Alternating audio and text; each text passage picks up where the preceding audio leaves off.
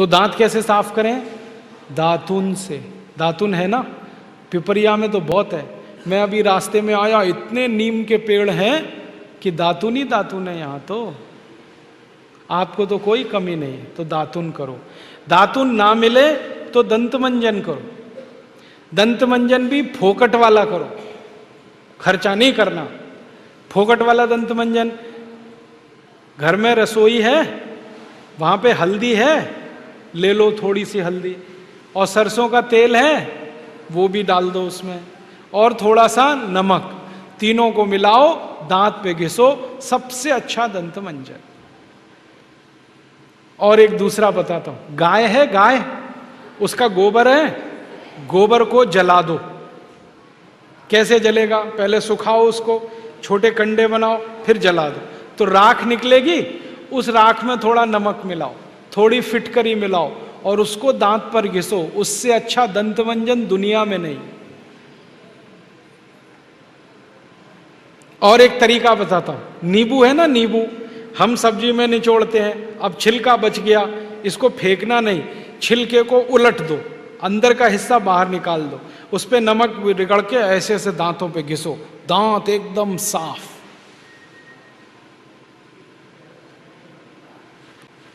और एक दो बात बताता हूं, जिनके दांत पीले हो गए, आम का पेड़ देखा, उसका पत्ता तोड़ लो, आम के पेड़ के पत्ते को चबाओ थोड़ी देर, चबाने के बाद वो चटनी जैसा होगा, लुगदी बनेगी, उसको दांतों पे रगड़ दो, दांत एकदम किटकिट करने लगते हैं, एकदम साफ।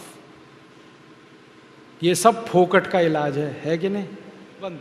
अब एक जानकारी और देता हूं आपको, ये जो टूथपेस्ट होता है ना, कॉलगेट, क्लोजअप, पेप्सोडेंट, सिबाका, ये ज्यादातर टूथपेस्ट बनते हैं मरे हुए जानवरों की हड्डियों से।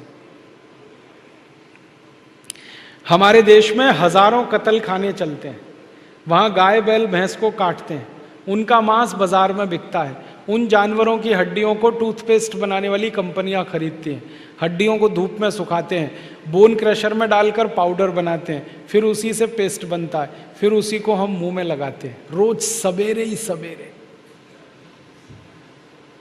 और जिस दिन उपवास होता है तो जरूर भगवान की पूजा करते हैं, सवेरे सवेरे हड्डियों का चूरा मुंह में लगाते हैं। अभी कैसे प्रसन्न होंगे भगवान बताओ? बंद कर दो ये सब, अच्छा नहीं, ठीक है? तो बहुत पैसा देश का बचेगा।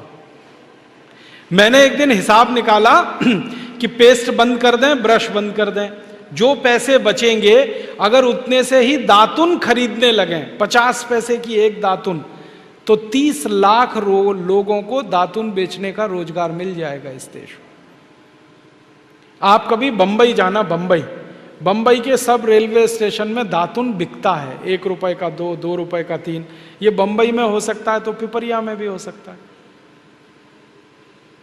अब बस करना ये पड़ेगा कि दातुन करनी है तो नीम का पेड़ लगाओ, बबूल का पेड़ लगाओ, दातुन तभी मिलेगी ना। तो पेड़ भी लगाओ, हर साल कम से कम एक। है आपका जन्मदिन आता है ना, उस दिन एक पेड़ लगाओ। हम जन्मदिन मनाते हैं आजकल कैसे?